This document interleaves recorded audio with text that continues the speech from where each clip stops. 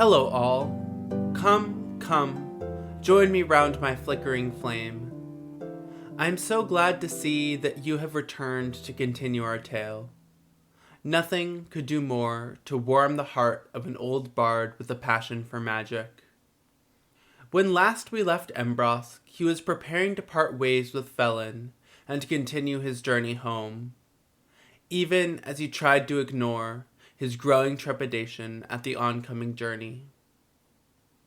Now, I again invite you to come with me as we join our hero in his trials and in his triumphs, in this grand tale of gold, bones, and leather.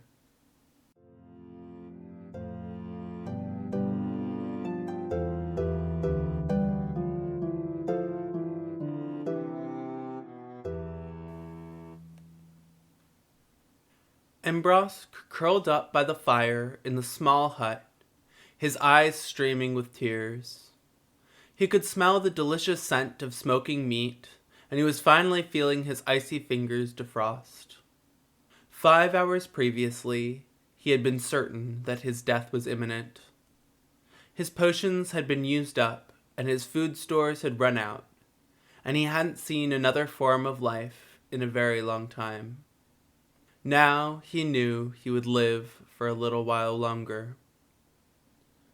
The hut was made of mud bricks, and it had a rounded exterior with a hole in the roof to allow smoke to escape. The hut was just one room, but it was very neatly organized, with a soft fur bed against one wall, a few books stacked neatly by its side, and a vast store of food sectioned off and labeled by type. The deerskin door was swept aside as Embrosk's host entered the doorway. It was a large ogre man, nearly 7 feet tall, dressed in clothes of woven reeds. He had lanky limbs, but well-developed ropey muscles along his arms. His horns were small, just peeking out over the top of his frizzy red hair. His complexion was fair, and his dark eyes were intense.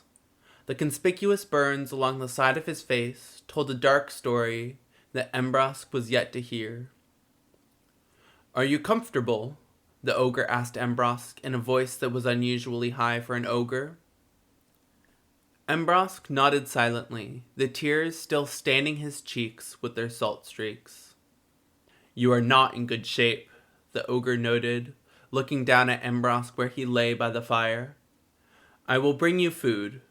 I am uncertain if the food that I normally eat is good for humans, but I think that something is better than nothing." The ogre lumbered to the side of the fire, opposite where Embrosk lay. He used a pair of iron tongs to remove a hot stone from the center of the fire, and he plopped it into a pot. Adding water, chunks of meat, and some other ingredients, he began to cook a stew. Feeling began to come back to Embrosk's hands and feet as he warmed them by the fire.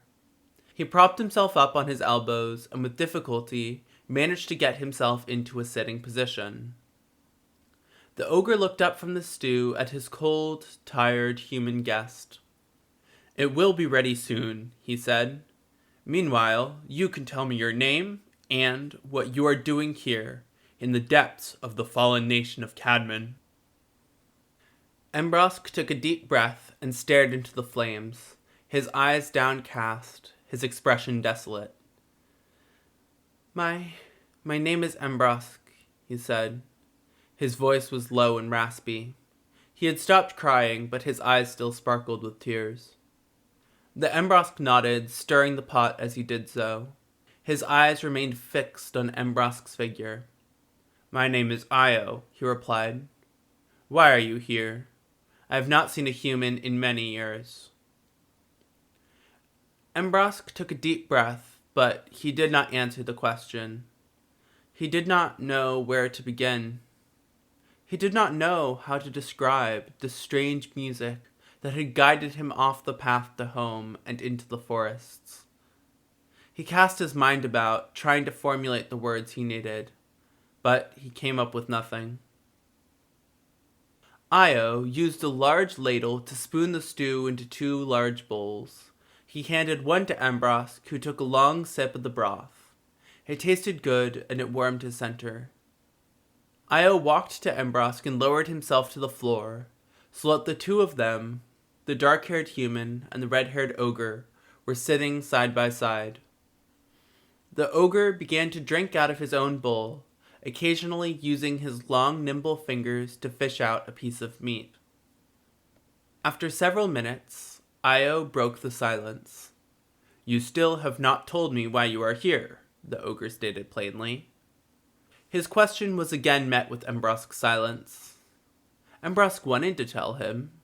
He wanted to respect his gracious host who had provided him with a fire to sit by and a warm meal to fill his belly. But the music that now guided Embrosk, was not something that he could describe. How did one put words to that feeling? The day after he and Felon had parted ways, Embrosk had been walking, and he had heard something.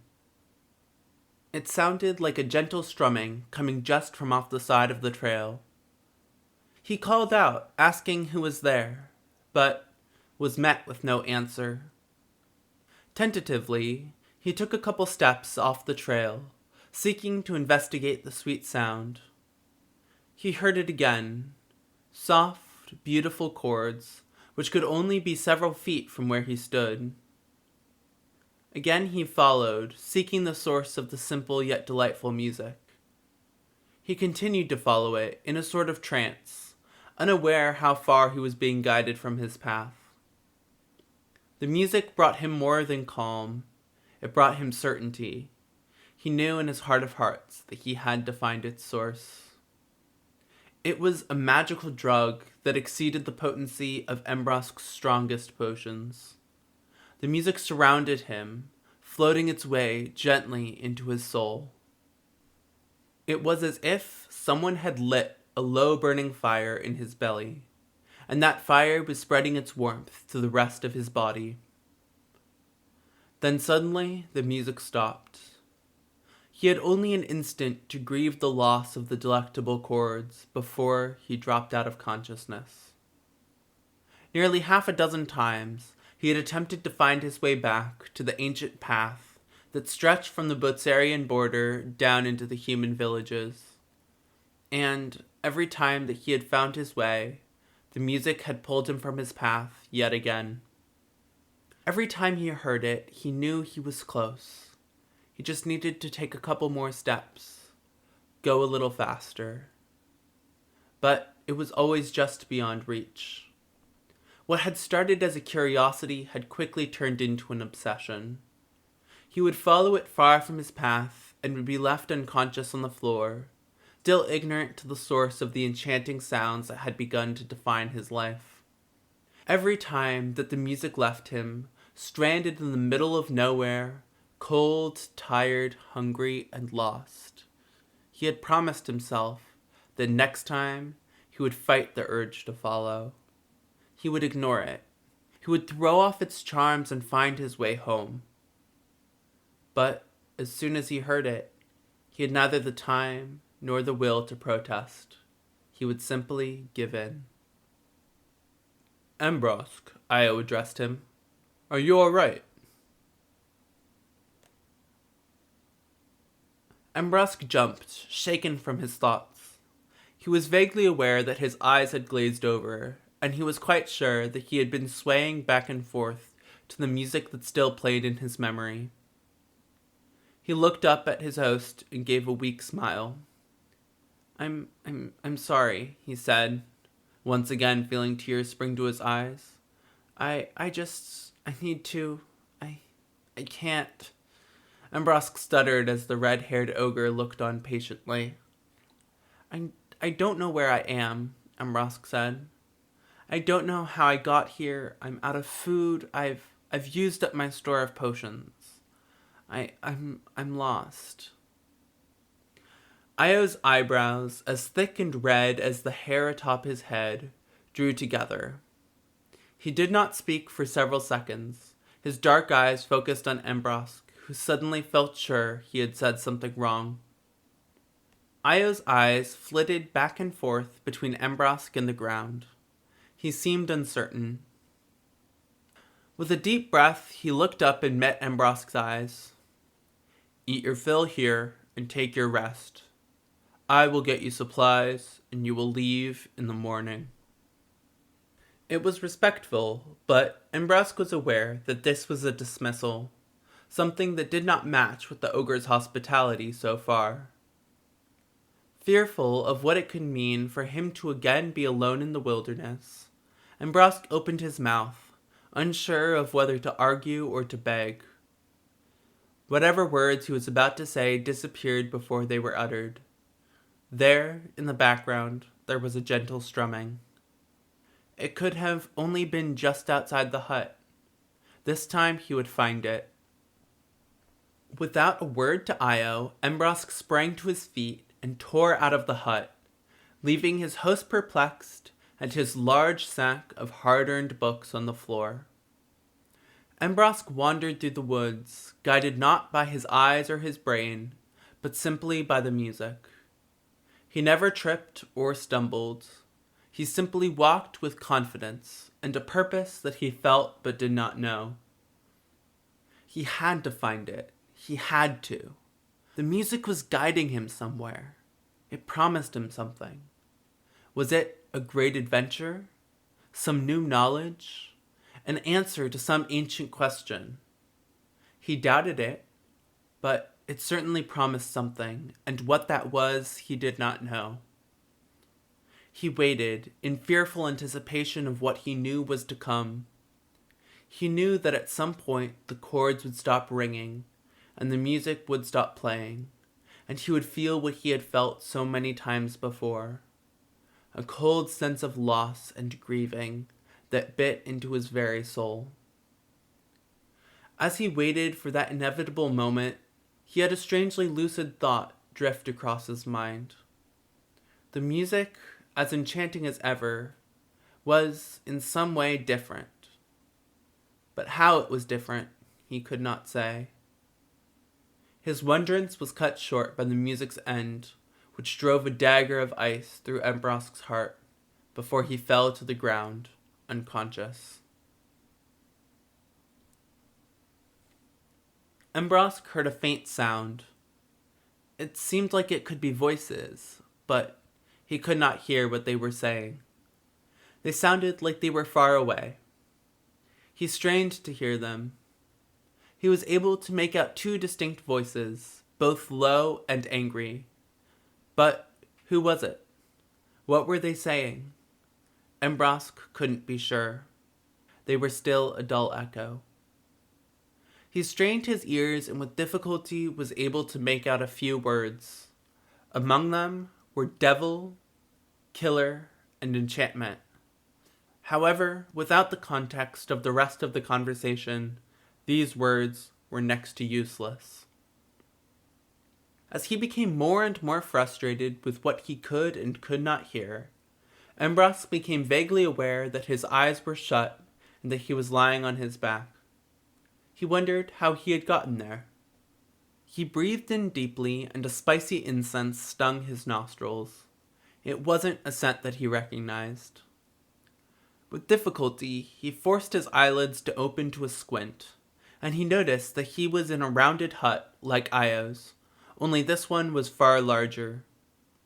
He was lying on a cot that was less than a foot off the ground. As the room came into focus, so did the words of the arguers. He was able to immediately decipher the higher voice as belonging to Io. The lower voice was unfamiliar to him, though he could immediately tell that it belonged to an ogre. "I'm telling you he could be useful," Io growled. "Help him and he can help me. Kill him and I'm stuck where I've been for the past 10 years.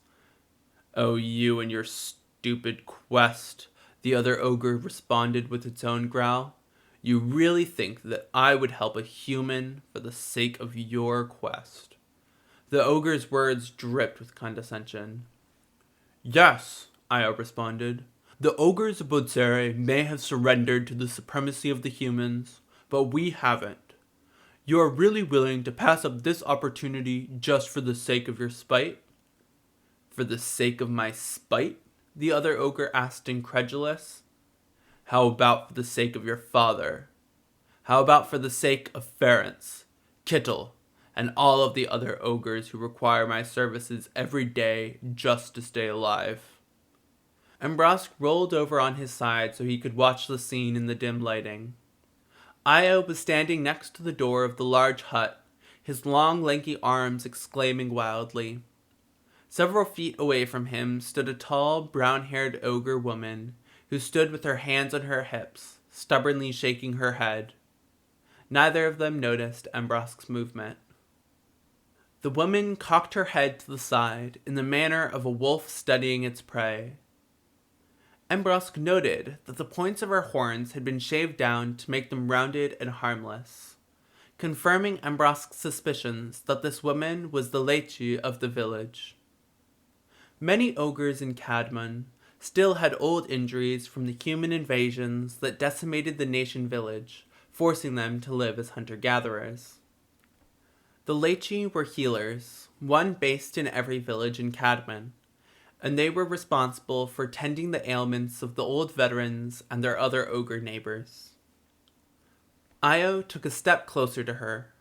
He spoke again, but in a lower, quieter voice that Embrosk could just barely make out from where he lay. If I thought he should die, I would have killed him myself. You forget that I have as much reason as anyone to hate humans. Io lightly touched the scars on his face as he said that. Embrosk did not have to cast his imagination very far to imagine what happened there. Humans had always treated ogres, even those that came in peace, with an unfathomable barbarism. Still, he was shocked to hear someone who had treated him with such hospitality the night before talking about killing him now. And I'm amazed that you didn't kill him, the female ogre responded. If I were you, I would have. He's a threat to every ogre in the village. Io snorted. I looked through his bag. He's a potioneer. We can handle a potioneer. Okay, fine, she said with a derisive snort. We won't kill him. But why help him? Could we not torture the information out of him? It's what they would do to you. She motioned to the scars on Io's face as she said this. Embrosk tensed. He knew how weak he was. He would not survive torture. I'm better than that, Io said softly, and Embrosk relaxed. I won't resort to torture even if they will. We need to endear ourselves to him, to find out what he knows and what those books are. We need to help him so he will help us. Channeling more strength than he felt, Embrosk swung his legs over the side of the cot and sat up. This time, Io and the woman both turned in his direction. You don't need to torture me, he said quietly. I will help you if you help me. Io looked over at his fellow ogre with a triumphant look. The lechi was slower to accept his word and continued to glare at him. You're a quester, right? Embrosk said, looking at the young red-headed ogre. One who seeks to restore magic to your kind. Io's eyes told Embrosk that he had correctly guessed the nature of the red-haired ogre's quest. I do not have the answer to your question, Embrosk continued, but all of the magical knowledge in my books and in my brain is yours to peruse at will. I will do any translations you need, I will read you any spells, I will demonstrate any potions. I will help you however I can, if you are able to help me. The lechi continued to look at him suspiciously. What kind of help would you request of us? I figure we're doing you enough of a favor by leaving you alive. Embrosk breathed in deeply. He had a chance here to throw off the music and return to his king in time. Embrosk loved the music. He loved hearing its sweet chords. He loved the purpose and desire that it filled him with. But this had to end. He had to go home. I need information, Embrosk said, looking up at the lechi. about the other lost scholars who have ended up in Cadmon. There is a force that corrupts my body and impinges upon my free will. It was the force that led me off the trail home, that took me to Io's house, and guided me away from it last night, causing me to abandon my precious books. I believe the other lost scholars were guided by this very same force. I need to know what happened to them. I need to know if they were able to fight it. The Lychee's face was stony and unreadable. Embrosk remembered that this same woman had wanted to kill him only minutes before. Her eyes scanned him, and he tried to make himself look as small and unintimidating as possible. "You're a potioneer?" she asked. Embrosk nodded. "And you know how to make healing potions?" Embrosk nodded again. Healing potions were uncomplicated and constituted the majority of the books that he had with him. "Very well," the Lychee said. "You will brew healing potions for my patients. That will be your payment for the harms that your kind has exacted on the ogres of Cadmon. The potions will buy your life. You will also help Io on his foolworthy quest. That will buy you the information that you seek." Embrosk breathed a sigh of relief and nodded his head in agreement with the deal. "In the meantime, you will return to Io's hut," she continued. "I will not defile my own with the presence of a human. Tell me when my potions are ready." "Now leave," she said, motioning to the deerskin flap of her door. "Both of you." Embrosk nodded, and on uneven feet, still shaking with exhaustion, he exited the door, following the large, lumbering figure of Io, back towards the hut where he had been the previous night. Io assembled a small sleeping area for Embrosk, composed of a woven mat made from reeds and a large deerskin. He then informed his guest that he was going out to collect water, food, and firewood, and he strongly suggested that Embrosk try to get some sleep. Embrosk watched as his ogre host swept aside the deerskin door and disappeared out the other side. Embrosk laid himself back on the reed mat, chuckling slightly as Io left. He had not truly slept, in a very long time. His mind was never at peace. Well, except when the music was playing. But now he was awake, in spite of the fatigue that ate away at him. Embrosk felt small underneath the large deerskin blanket. He was relatively short, and he had always had a small, wiry frame. But the toll of the last month had made him unrecognizable. His ribs showed clearly through his skin, and his face had adopted a sunken, hollow look. He tried to convince his mind to relax, to lull him into sleep. But, as always, his worrying subconscious did not heed the commands of his conscious mind. He sighed exasperatedly. Well, if he wasn't going to sleep, he might as well read. As he had wandered through the Cadmon forest, lost, he had found the books to be his sole source of comfort. Though a true restful sleep had never come over him, the books allowed him to focus his mind. The recipes, no matter how complex, were so simple. Everything he needed was right there on the page. There were no mysteries of disappearing shapeshifters or strange music. All he needed were the runes on the page and the intellectual prowess required to decipher them.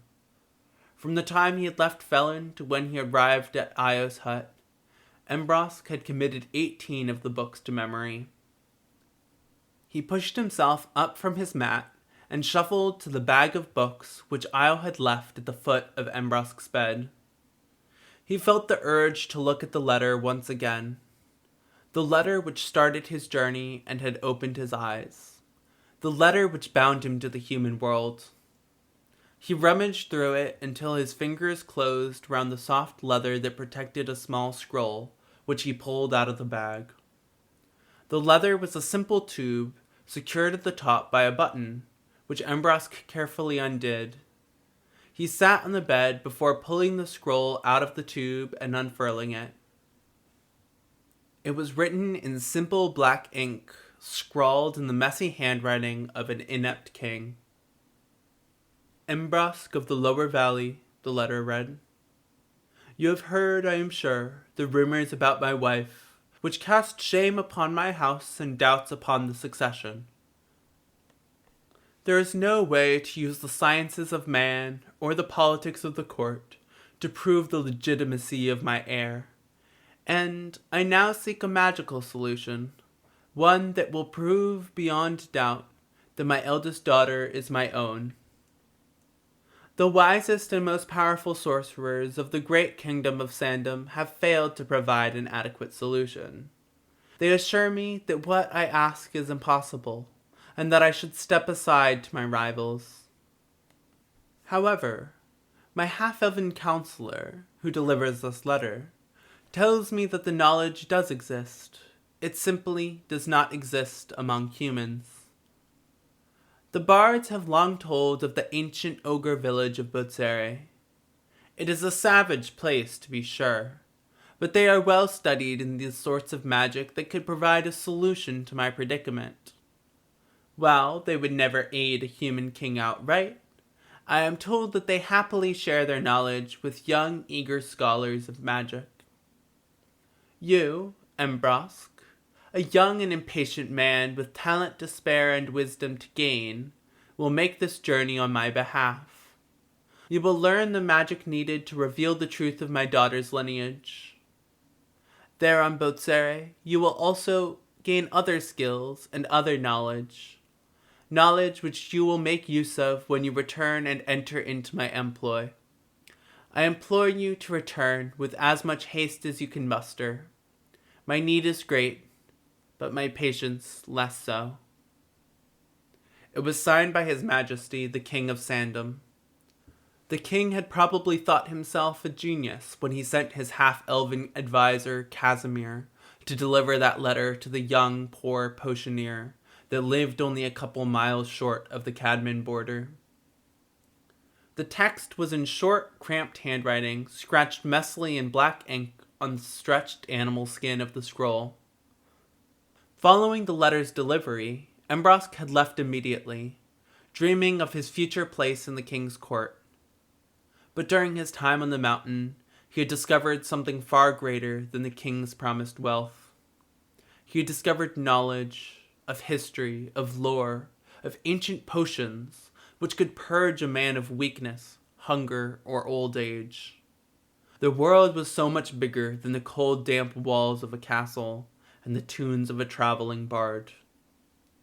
And beneath it all, there was another search, a deeper search, that occupied the soul of the mountain, and soon began to stir Embrosk's curiosity. He had found the answer to the king's query in his first 4 months on the mountain. But this other search was one which could change the understanding of magic forever, and it occupied the next 4.5 years of Embrosk's life atop Botsere. And in that search, Embrosk had failed.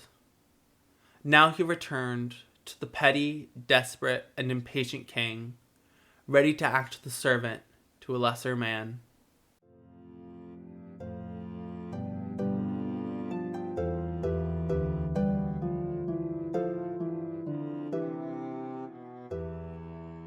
Oh, look, the night has passed quickly, and the moon is high in the sky. And so, yet again, I must pause the telling of this tale. But fear not. When 7 days have passed, we may reunite here by the flickering light of the fire to continue Embrosk's story. In the meantime, spread the word that this is a place where stories are told. Tell your friends near and far that there is room for them around this hearth, so we can continue to tell this wondrous tale of gold, bones, and leather. Before I sign off today, I want to remind all of you guys that if you're enjoying the podcast, please head over to my website, bensbookshack.com, to check out some of the amazing original artwork that accompanies this podcast. It really helps bring the scenes to life, and it was done by the amazingly talented Celeste Schiff. If you want to see any of her other work, her portfolio is linked in the show notes down below. As always, a major thank you to everyone who helped make this podcast possible. Anais, Tasha, Kira, and Madison, I'm looking at you guys. And last but not least, thank you to all of you guys who are here listening to Embrosk's story. Truly, nothing could make me happier. And I hope that you'll join me next week as I continue to tell this story of gold, bones, and leather. The Gold, Bones, and Leather podcast is brought to you by Ben's Bookshack. Everything that you've heard on this episode, including music, was written, recorded, and edited by me. I can be reached at contact@bensbookshack.com.